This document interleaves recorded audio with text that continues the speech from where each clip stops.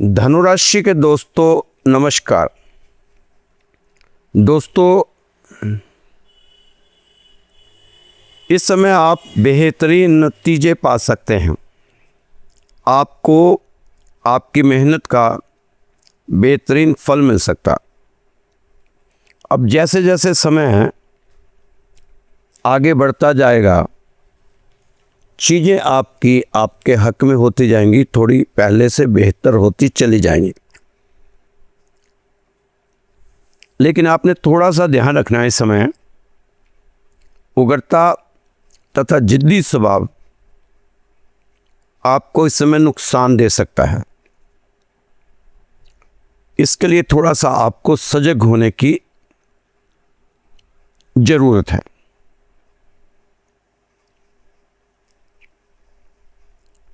शीघ्र क्रोध के कारण विवाद की स्थिति ना उत्पन्न होने पाए, इसका आपने इस समय जरूर ध्यान रखना। यह आपके लिए जरूरी एक संदेश है ग्रहों और नक्षत्रों का। एक धनुराशि वाले मेरे दोस्तों, थोड़े शक करने की वजह से आत्म सुख और पारिवारिक सुख की कमी आ सकती है। आप अपने शक को प्यार से जीतने का प्रयास करें। जिस पर भी आप शक करते हैं, उसे धीरे धीरे अपने प्यार का एहसास दिलाएं। उसे अपने प्यार की ताकत का एहसास दिलाएं। अपने शक को प्यार से जीतने का प्रयास आपको करना चाहिए। भगवान करेगा, जीत एक दिन आपकी ही होगी। अपने अहम और अपने स्वाभिमान को बीच में ना लाएं। दोस्तों, प्रेम में दो व्यक्ति नहीं होते। आग को हटाकर हम बनिए। बहुत सी चीज़ें पहले भी खराब हो चुकी हैं, अब और ज़्यादा खराबियाँ ना आए, इसलिए थोड़ा सा अपने आप को सरलता के साथ चलाने की जरूरत है। आग को हटाकर हम बनिए। अहम के आगे से आ हटते ही हम बन जाता है। मैं से हम बने, सब ठीक हो जाएगा। एक दूसरे से बातों को छुपाना बंद कर दें और खुलकर हर चीज में अपने पार्टनर के निर्णय का स्वागत करें।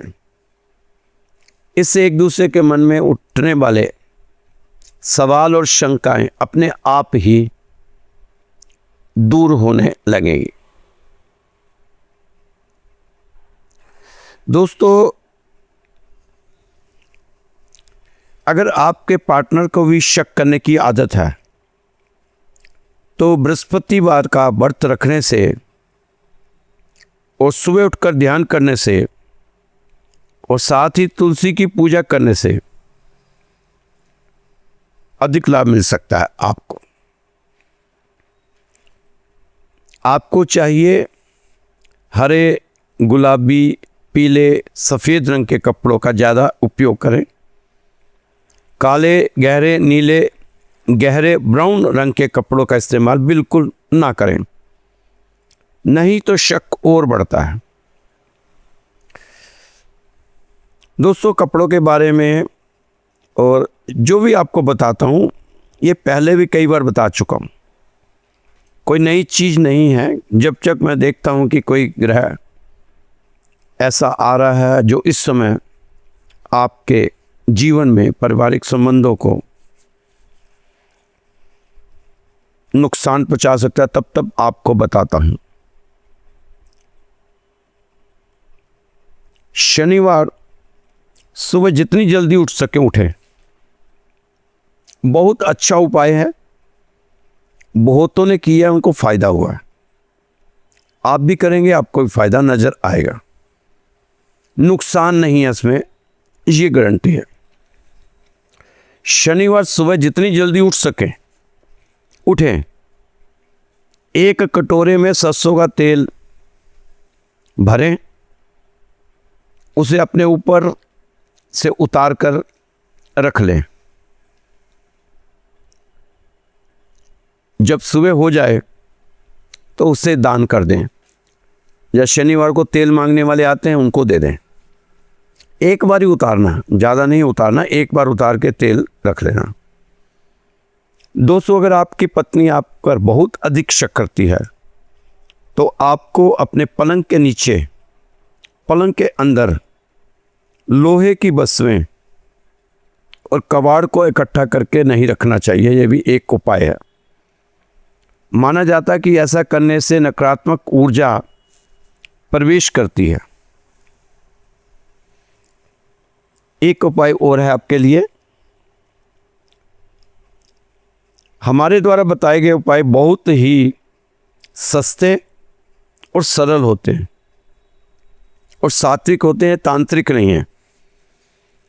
पूर्णिमा के दिन वट वृक्ष पर दूध चढ़ाने और उसकी 108 बार परिक्रमा करने से भी लाभ होता है।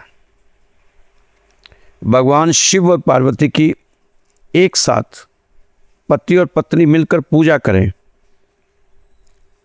तो दाम्पत्य जीवन में खुशहाली आएगी। आप करके देखें। उम्मीद करते हैं कि आप यह धार्मिक उपाय अपनाकर जीवन में सुख प्राप्त कर सकते हैं। दोस्तों, हमारे घर में अभी नवरात्रे चल रहे हैं। नवरात्रों का पूजा पाठ हर घर में हो रहा होगा। जो सनातन धर्म के लोग हैं, सात्विक हैं, आध्यात्मिक हैं, भगवान को मानते हैं। लेकिन नवरात्रों का सच्चा संदेश जो है वो आपको ये जो माता की हम पूजा कर रहे हैं, तस्वीरों में, मूर्तियों में जगत जननी की पूजा करते हैं। दोस्तों, हमारे घर में एक जीवित देवी है। हमारे घरों में एक जीवित देवी रहती है जो लक्ष्मी बनकर पानी भरती है, अन्नपूर्णा बनकर भोजन बनाती है और सबके पेट भरती है। गृह लक्ष्मी बनकर पूरे परिवार की सुख सुविधाओं का ख्याल रखती है।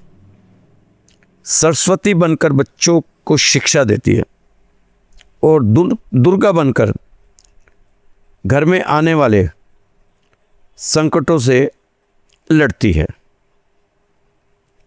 तो दोस्तों, मैं उसकी पूजा करने के लिए नहीं कह रहा।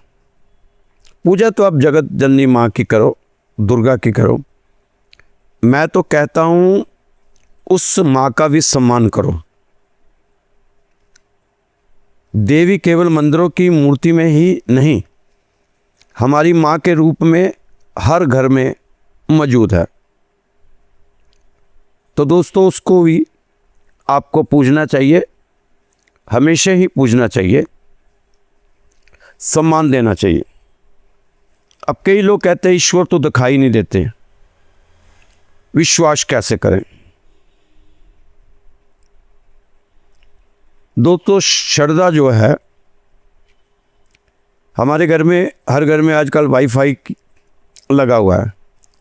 तो श्रद्धा वाईफाई की तरह होती है, दिखती नहीं, पर सही पासवर्ड डालो तो कनेक्ट जरूर हो ही जाती है। इसलिए आप श्रद्धा से देवी माँ की पूजा करो। नवरात्र के दिनों में अपने आप को सात्विक रखो, साथ ही साथ अपनी माँ का सम्मान जरूर करो। भगवान कृष्ण कहते हैं, जो मुझ में अपना मन लगाते हैं और सही ज्ञान पर भरोसा रखते हैं, वे मोह या लालच में नहीं फंसते। जब उन्हें कोई अच्छी चीज़ मिलती है तो वे ज़्यादा खुश नहीं होते, और जब कभी कोई बुरी परिस्थिति आती है तो वो दुखी भी नहीं होते। ऐसे लोग समझते हैं कि खुशी और दुख आते जाते रहते हैं। ये भगवान कृष्ण कह रहे हैं, हमारे लिए संदेश है भगवान कृष्ण का। असली शांति तो भगवान को याद करने और सही ज्ञान में विश्वास रखने से मिलती है, ना कि बाहर की चीज़ों से। जो लोग लगातार कोशिश करके अपने गुस्से और बुरी इच्छाओं पर जीत पा लेते हैं, वही मेरे सच्चे भक्त कहलाते हैं, ये श्री कृष्ण कहते हैं।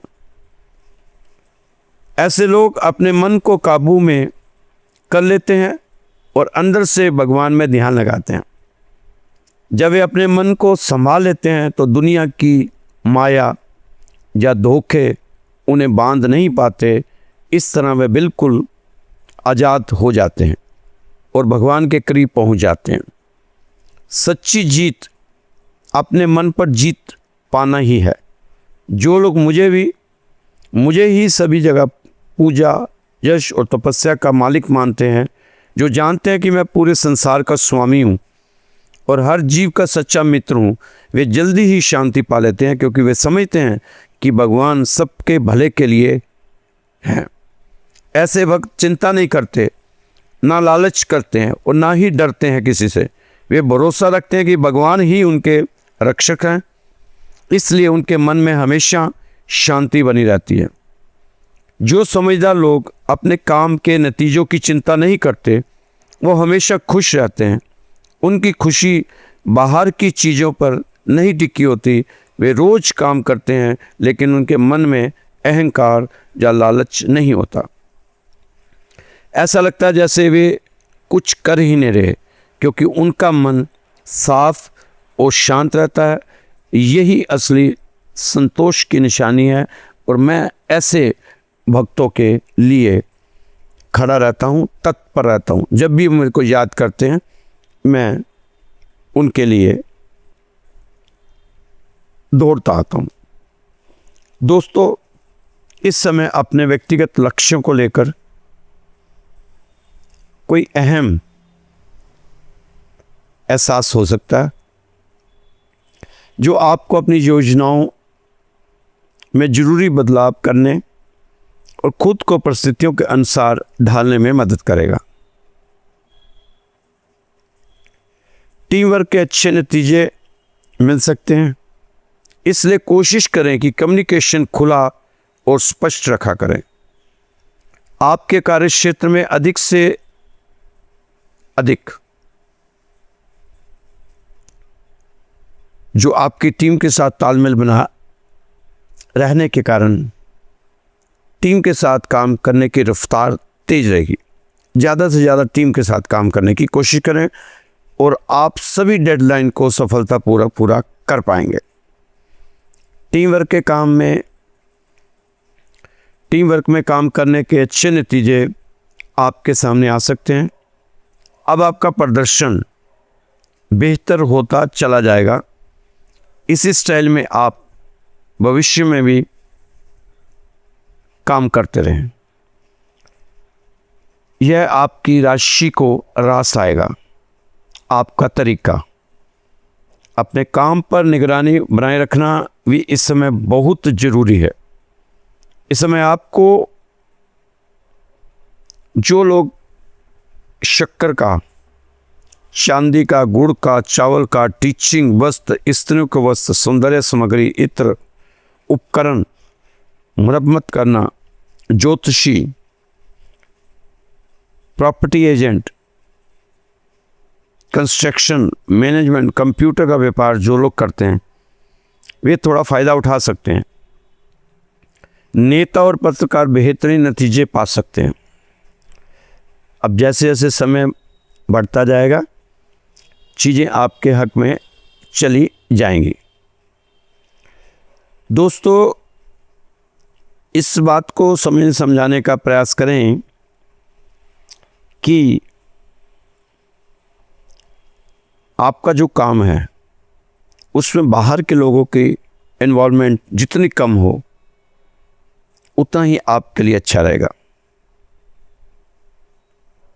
सभी समस्याओं से आपको आसानी से उसका समाधान मिल जाएगा। इस समय अपने आप को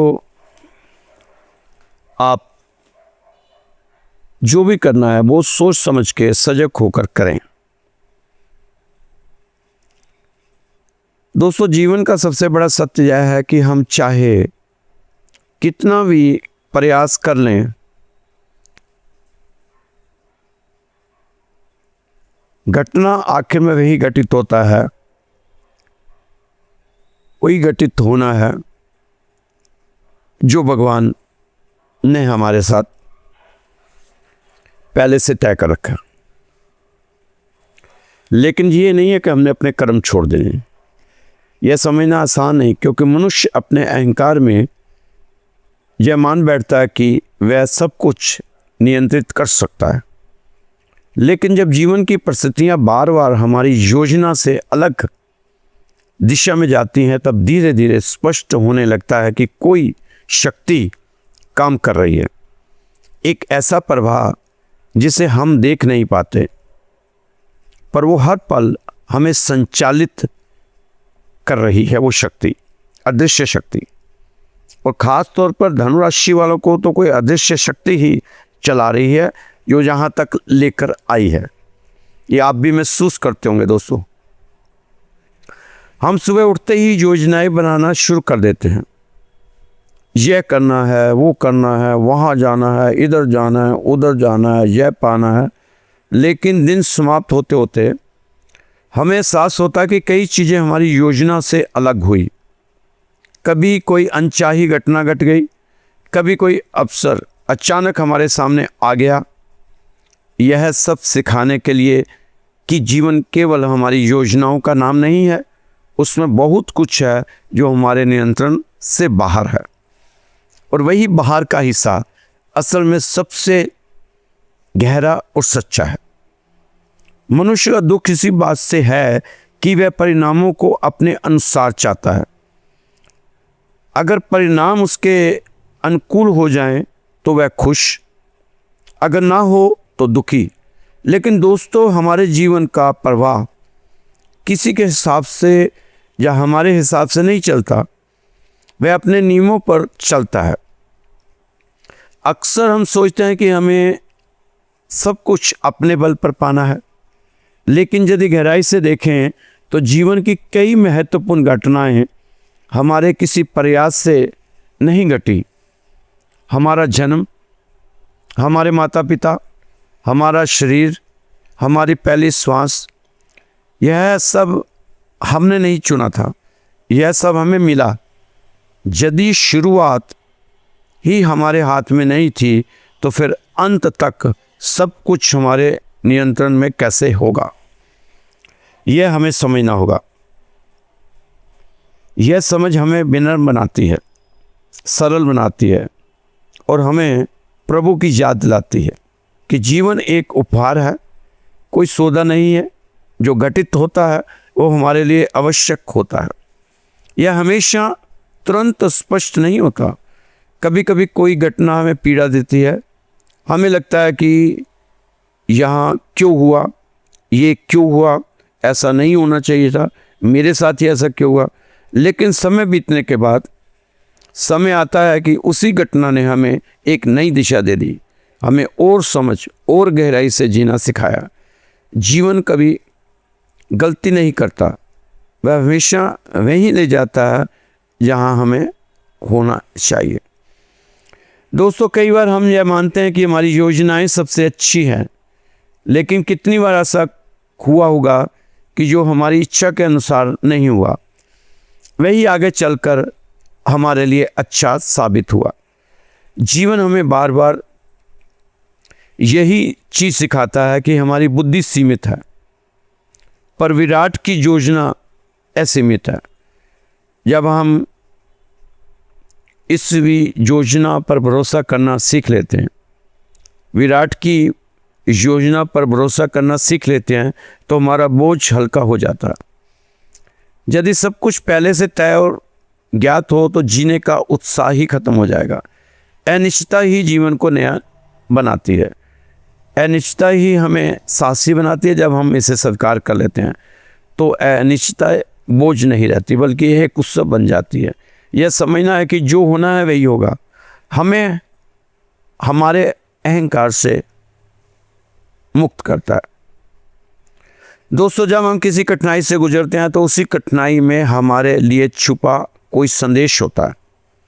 अक्सर लोग कहते हैं कि क्यों मेरे साथ ही ऐसा होता है, लेकिन यदि वह सजग होकर देखे तो पता चलता है कि वही घटना हमें भीतर से मजबूत करने के लिए आई थी। दोस्तों, पूरे महाभारत युद्ध में आपने देखा होगा, पूरे महाभारत, छोटा सा प्रसंग है, बीच बीच में प्रसंग आपको सुनाता रहूंगा, हो सकता है पहले भी आपको सुनाए हों। पूरे महाभारत के युद्ध में अगर कोई सबसे ज़्यादा कष्ट में और दुख में किसी की मौत हुई थी तो वह अभिमन्यु की हुई थी। ऐसा कोई भी कौरव सेना का योद्धा नहीं था जिसने अभिमन्यु के शरीर पर वार ना किया हो, प्रहार ना किया हो। अभिमन्यु के शरीर को ढूंढ ढूंढ कर इकट्ठा करना पड़ा था। जब दाह संस्कार हो रहा था तो उस समय सब रो रहे थे, सभी की आंखें आंसुओं से नम थी, लेकिन उस स्थिति में भी भगवान श्री कृष्ण के मुख पर एक बहुत गंभीर, एक शांत मुस्कान थी, क्योंकि उनका स्वभाव प्रसन्नता का है। आज पहली बार भीम ने गुस्से में श्री कृष्ण को कुछ कहा कि हे केशव, ठीक है, आप श्रेष्ठतम है, मैं जानता हूं कि आप कौन हैं, फिर भी इतनी निर्दयता शोभा नहीं देती। आपको मेरे घर का चिराग इतनी निर्दयता से इस महाभारत युद्ध में मार डाला गया, और उसके बाद भी आप यहां खड़े हुए मुस्कुरा रहे हैं। श्री कृष्ण ने बहुत ही विनम्रता के साथ कहा, बड़े भैया, भीम को कहा, बड़े भैया, आपकी बात उचित है, पर थोड़ी सी दृष्टि मात्र का अंतर है। भीम बोले, क्या अंतर है, बताइए, समझाइए। श्री कृष्ण बोले, बड़े भैया, आप देख रहे हो कि महाभारत के युद्ध अभिमन्यु पर आक्रमण हुआ और लगातार 1 घंटे तक इसके ऊपर प्रहार होता रहा। मरने के बाद भी कौरव सेना के लोग इस पे प्रहार करते रहे। बड़ी पीड़ा से इसका शरीर छूटा, क्योंकि बड़ी कष्ट की बात है, ये बहुत बड़ी कष्ट की बात है, मैं स्वीकार करता हूँ। ये श्री कृष्ण ने भीम से कहा, ये आपकी दृष्टि है, पर मैं अपनी दृष्टि आपसे कहूँ तो आप भी मुस्कुराएंगे। आपकी दृष्टि क्या है केशव? भीम ने श्री कृष्ण से कहा।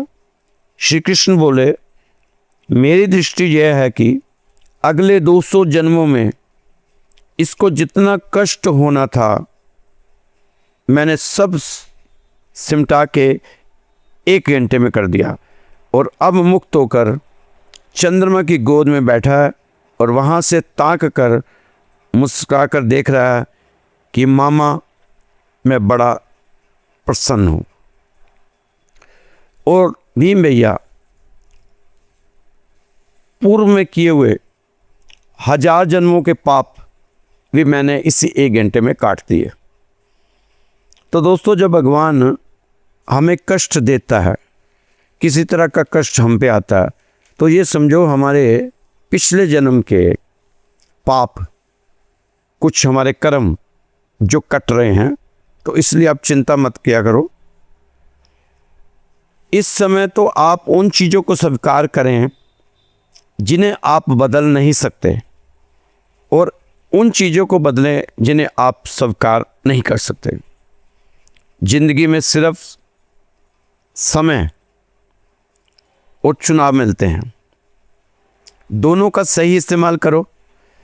अगर आप इस समय अपने जीवन की योजना नहीं बनाते तो संभावना है कि आप किसी अन्य की योजना में फंस सकते हो, अन्य की योजना के जाल में उलझ सकते हो। अब आपने सोचना है, आपने उलझना है कि सुलझना है, खुद योजना बनानी है कि किसी की योजना में काम करना। पल भर के आराम के लिए अपने अवसरों को बर्बाद ना ही करो तो अच्छा होगा मेरे दोस्तों। धनुराशि के दोस्तों, हमारी समस्याओं का समाधान तो केवल हमारे पास ही है, दूसरों के पास तो केवल सुझाव हैं। कुछ करने से चीज़ें अधिक स्पष्ट होती हैं बजाय सिर्फ सोचते रहने के। इसलिए आप सोचते सोचते ही ज़िंदगी नहीं बदल सकते, आपको उठकर कुछ करना भी होगा। हमेशा चुनौतियों को स्वीकार करना चाहिए, इससे आपको सफलता मिलेगी। या तो शिक्षा या सफलता, दोनों में से एक चीज़ मिलनी है। परिवर्तन जीवन में तब होता है जब हम उन सभी चीज़ों के विरुद्ध जाते हैं जिन्हें हम करने के आदी हैं। दोस्तों, जितनी तेज़ी से आप उन चीज़ों को करेंगे जिन्हें आप टालते जाते हैं, उतनी ही तेज़ी से आप वे अच्छी चीज़ें पाएंगे जो आप पाना चाहते हैं। यह कुदरत का नियम है। आज कुछ ऐसा करें जिसके लिए आपका भविष्य आपको धन्यवाद कर सके। आपके समय की कीमत है दोस्तों, इसलिए आप अपने इस कीमती समय को उस पर खर्च करें जो उसकी कद्र करते हैं। ऐरा गैरा नत्थु गैरा पे अपना समय, कीमती समय ना नष्ट करें। अपने नज़रिए का चश्मा बदल लोगे तो नज़ारे खूबसूरत लगने लगेंगे। दोस्तों, ज़िंदगी में अगर संघर्ष नहीं होगा तो फिर हर्ष कैसे होगा। हमारा वक्त हमें तब तक ही परेशान करता है जब तक हम उस पर हंस नहीं देते। अगर सख्त इम्तिहान आपकी ज़िंदगी में नहीं आएंगे तो फिर वह आपको काबिल कैसे बनाएंगे। जो भगवान के सहारे होता है उसे ज़िंदगी चाह कर भी लाचार नहीं कर सकती। ज़िंदगी ने हमें बहुत कुछ दिया हुआ है, लेकिन हमेशा हम गिनती उसकी करते हैं जो हमें नहीं मिला। जो नहीं मिला है उसे नाप रहे हैं और जो मिला हुआ पैमाना उस पर ना रख रहे हैं। ज़िंदगी जब तक आपको दौड़ाएगी नहीं, फिर आपको चलना कैसे सिखाएगी। ज़िंदगी तूफानों में ही तो बस आती है, बस हमें लगता है कि उजड़ जाती है। इम्तिहान जितना कड़ा होगा, इंसान उतना ही अपने पैरों पर मजबूती से खड़ा होगा। तो दोस्तों, इस समय आप घबराओ ना, क्योंकि प्रभु आपके साथ है। आपके साथ सब कुछ जो अच्छा होता चला जा रहा है, उस अच्छे को संभालने की कोशिश करो। हमारी दृष्टि सीमित है, इसलिए हम तुरंत उसकी सार्थकता को नहीं समझ पाते, लेकिन समय रहते सब कुछ स्पष्ट हो जाता है। मनुष्य का सबसे बड़ा संघर्ष परिणामों से है। हम यह चाहते हैं कि सब कुछ हमारी इच्छा के अनुसार हो, लेकिन जीवन कभी भी एक व्यक्ति की इच्छा पर नहीं चलता। यह तो एक विशाल समन्वय है जहाँ अनगिनत कारण और परिस्थितियाँ मिलकर परिणाम बनाते हैं। यदि हमें सब कुछ पहले से तय और ज्ञात हो तो जीवन नीरस हो जाएगा। इसलिए अस्तित्व ने अनिश्चितता को चुना है ताकि हम हर क्षण को नएपन के साथ जी सकें। कभी ध्यान से देखना, जीवन में सबसे बड़ी घटनाएं अक्सर बिना हमारी योजना के होती है। यही अप्रत्याशित घटनाएं हमें यह याद दिलाती है कि जीवन हमारी सोच से बहुत बड़ा है, कहीं बड़ा है। हम केवल उसका एक छोटा सा हिस्सा हैं। यही स्वीकार्यता ही हमें विनम्र बनाती है। इसलिए अपने जीवन में होने वाली चीज़ों को अच्छे बुरे में बांटना ही व्यर्थ है।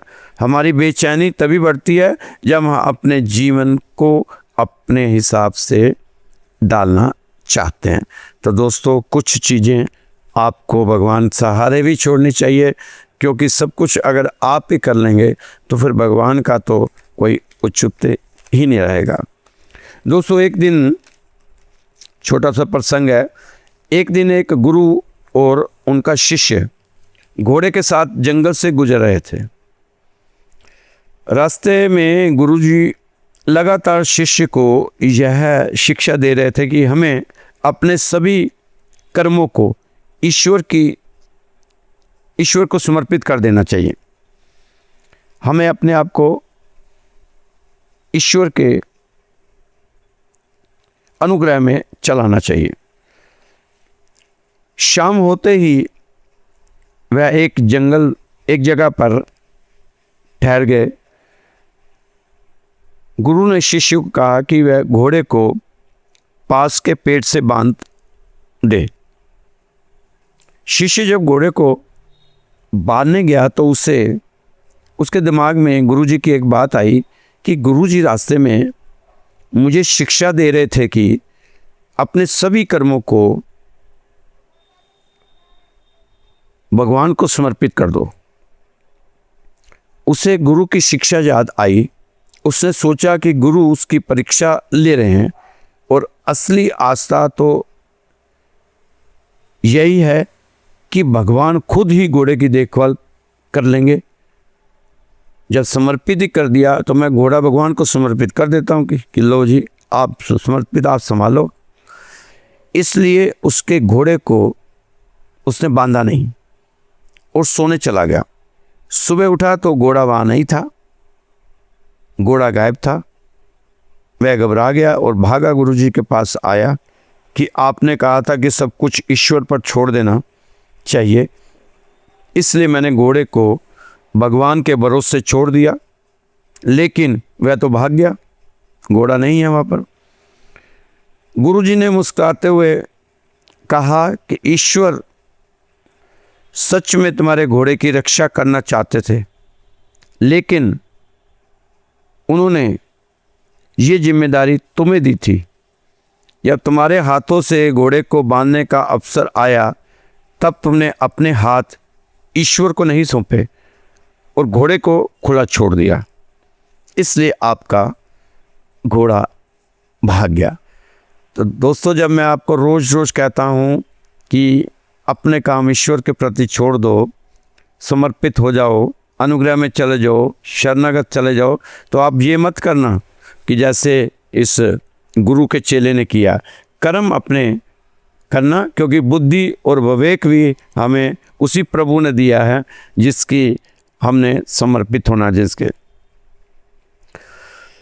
दोस्तों, अर्जुन और कृष्ण की वार्तालाप तो आप सुनते रहते हैं, पहले भी सुनाई होगी। इस समय जब कृष्ण जी अर्जुन को कहा युद्ध करने के लिए, लेकिन वो युद्ध करने की जगह संन्यास लेने की बात कर रहा है। गुरु कह रहा है युद्ध करने के लिए, चेला कह रहा है मैं संन्यास लूंगा, मैं तो भीख मांग के खा लूंगा। बात ये आती है कि सब कुछ होने के बावजूद भी, बड़ा परिपक्व होने के बावजूद भी कई बार ऐसी स्थिति होती है कि तुम्हें तुम्हारे अपने सवालों ने उत्तर खुद ही नहीं जान पाते। कई बार तुम्हें सही में मार्गदर्शन की जरूरत होती है, जो तुम्हें सही मार्गदर्शन करवाए और अपने लक्ष्य के ना भटकने दे, अपने लक्ष्य से ना भटकने दे। हो सकता है आप मेरे द्वारा बताए गए राशि को अगर अपनी लाइफ में थोड़ा सा भी गंभीर होकर, सीरियस होकर लें, तो पूरी राशि को ध्यान से सुने और समझें कि मैं आपसे कहना क्या चाहता हूँ। क्यों मैं रोज़ रोज़ आपको एक एक घंटा की राशि बना रहा हूँ, बता रहा हूँ कि भगवान की शरणागत हो जाओ। अर्जुन बनकर, अर्जुन ने तो बहुत सवाल जवाब किए थे, लेकिन आपने कोई सवाल जवाब नहीं करना भगवान से। जो भी सवाल करने हैं अपने आप से करने हैं, आपको उत्तर मिल जाना है। इस समय कई धनुराशि के दोस्त बहुत मायूस हैं, बहुत ज़्यादा अपने आप को विचलित किए हुए हैं। धनुराशि के दोस्तों, क्या अभी से थक गए? धनुराशि वालों, अभी तो आपको वहाँ हंसना है, यहाँ आप कभी रोए थे। लोग कहते हैं कि आप पर भगवान का आशीर्वाद नहीं है। दोस्तों, घर से निकलकर वापस सुरक्षित घर में आ जाना भगवान का ऐसा आशीर्वाद है जिससे लोग भूल जाते हैं। इसे आप आशीर्वाद ही समझें कि हम सुबह घर से गए और वापस हम खुद लौट कर चले आए, क्योंकि आजकल के जो हालात आप देख रहे हैं, हर आदमी भाग रहा है, मारम मार हुई पड़ी है। हर आदमी इंसान को नहीं समझ रहा।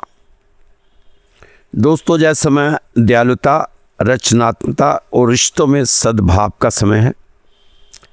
यह समय अतीत से सीख लेकर भविष्य की योजना बनाने के लिए भी अच्छा है। अगर आप इस समय उत्साहित रहेंगे तो आपका कोई आइडिया आपको काफ़ी राहत देकर जा सकता है। इस समय तो आप जिज्ञासु बने और सीखते हुए अपने लक्ष्य की ओर बढ़ें। अगर इस वक्त आपको कोई आपका शुभ चिंतक कोई सलाह देता है तो आप उसे विनम्रता से सुनो और समझो, वो फिर अपने पे लागू करो। नौकरी पेशा लोग अपने सभी काम तय समय पर पूरा करने के प्रयास करें। सुनी सुनाई बातों पर बिल्कुल भी भरोसा ना करें। भरोसा करने से पहले उन बातों की सही जानकारी प्राप्त कर लें। आप अपने सभी कार्य अपनी कार्यशैली और योजनाओं को सही तरीके से पूरा करने की कोशिश आपको करनी चाहिए। दोस्तों, जीवन में भगवान को नमन और खुद में मनन करते जाइए, कल्याण होगा। कृपा कहीं भी रुकी नहीं हुई। आपकी कृपा कहीं भी रुकी नहीं हुई। कृपा बरस रही है, सिर्फ आपने छाता हटाना है। अपने कर्मों को करें, आलस छोड़ें और फल पाएं। कुछ दोस्तों को तो अभी शनि ग्रह बकरी हुए हैं, उसी की चिंता लगी हुई है। दोस्तों, ग्रह बकरी हो या शेर हो, धनुराशि वालों को इसकी कोई परवाह नहीं करनी, क्योंकि आपकी राशि का स्वामी खुद गुरु हैं, बृहस्पति हैं। आपको शेर की तरह हर मुसीबत का सामना करना है। किसी गीदड़ लोमड़ी को शेर नहीं बनने देना। शेर आप ही हैं, आप ही रहेंगे। ठीक है, अभी थोड़ा संघर्ष करना पड़ रहा है। आगे सुखी हो तो आप ही होंगे। अगर आज संघर्ष कर रहे हैं, कल अगर सुखी कोई होगा तो आप भी होंगे। शॉर्टकट के चक्कर में मत पड़िए। लंबा रास्ता सुगम रहेगा, संघर्ष का रास्ता सुगम रहेगा। इस समय आपको राशि बताने वाले वो भी अपने आप को बहुत बड़ा चढ़ाकर बता रहे हैं, लेकिन मैंने कभी आपको बड़ा चढ़ा कर कोई बात कही नहीं, इसलिए आप हमारी बताई हुई राशि को बहुत कम देखते हो। देखो दोस्तों, अपने व्यू बढ़ाने के लिए पता नहीं आपको क्या क्या बताते हैं और आप क्या क्या सुनकर इंतज़ार में बैठ जाते हैं। आप उनके बहकावे में आ जाते हो। अपने पर विश्वास करो, बस सिर्फ अपने पर। अगर पूजा करनी है तो अपनी करनी है। सुबह अपने आप को समझना है। आप बहुत ही पावरफुल राशि के लोग हो। आपकी राशि के स्वामी बहुत पावरफुल हैं, इसलिए अपनी राशि को खुद ही खराब ना करो। अपनी राशि को खराब कहकर अपनी राशि को खराब आपको बिल्कुल नहीं करना चाहिए। अपने कर्म आप अच्छे करो और अच्छे कर्मों के साथ आगे बढ़ो, और ज़्यादा किसी के उकसाए में मत आओ, वाहवाही लूटने के चक्कर में अपना नुकसान ना करो। एक छोटा सा प्रसंग है। स्टेशन पर गाड़ी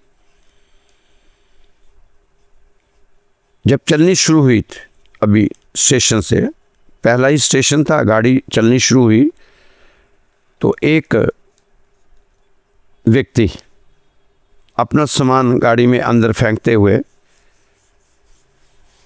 जल्दी से गाड़ी में चढ़ गया।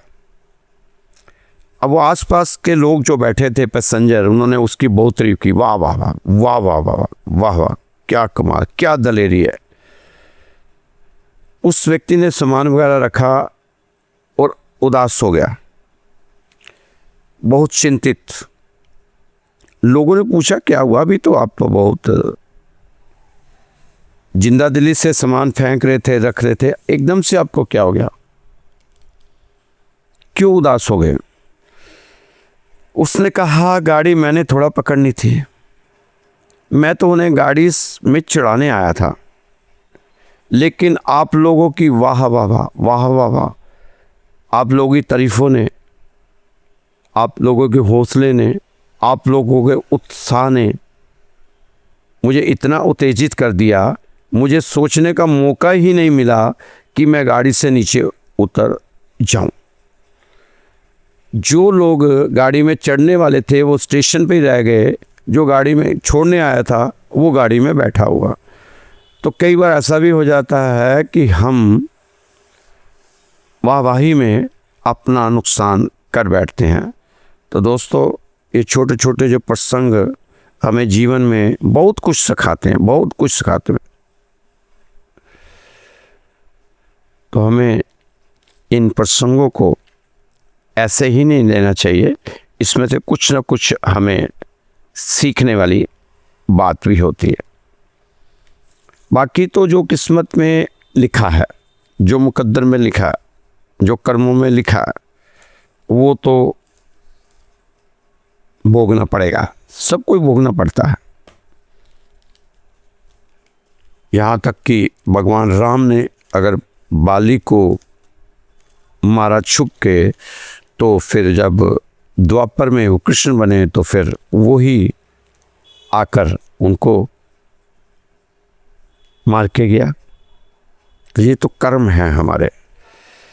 एक आदमी मंदिर आया तो अंदर बहुत ही भाव वाला, आनंद वाला कीर्तन चल रहा था, लेकिन वह आज ही नए जूते खरीद कर लाया था और उसने सोचा कि मंदिर के अंदर चला गया तो बाहर आने का मन नहीं करेगा, और यहाँ जूते बहुत ही जल्दी चोरी हो जाते हैं मंदिर में। उसने देखा बाहर ही जहाँ जूते रखे थे वहीं एक आदमी गरीब भिखारी फटे हाल में बैठा था। उसने जूते उसके पास उतार दिए। महंगे जूते थे, नए लेके आया था, आज ही लाया था क्योंकि उसका जन्मदिन था, उस दिन नए खरीदे थे। उसने भिखारी को कहा थोड़ा ध्यान देना, कोई दूसरा आदमी ना पहन जाए। अंदर गया, कीर्तन सुना, प्रसाद लिया, सोचा कि उस भिखारी को प्रसाद और 100 रुपये मैं दे दूंगा। बेचारा बहुत फटे हाल में बैठा है, गरीब है, चलो जूतों पे इतना पैसा लगाया, यही समझूंगा 100 रुपये महंगे मिले हैं, अपना विचार बनाकर वह बाहर आया तो ना जूते थे और ना वो भिखारी था। मैं वहाँ से नंगे पैर ही भिखारी को कोसते हुए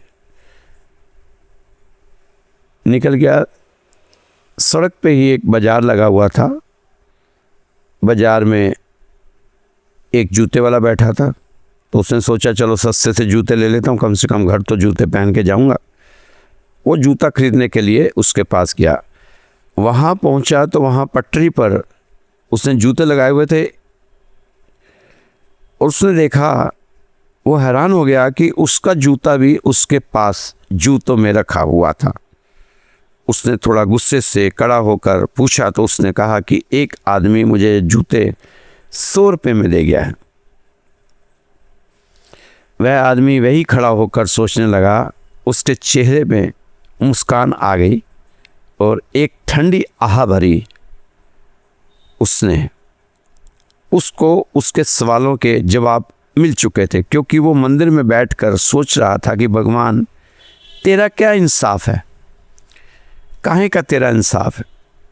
एक तरफ कहते हैं सबको एक ही नज़र से देखता है, एक आदमी इतने फटे कपड़े पहन के, फटे हुए जूते पहन कर बाहर बैठा, और एक आदमी इतने महंगे जूते पहन रहा है, और एक को रोटी के लिए भीख मांगनी पड़ती है।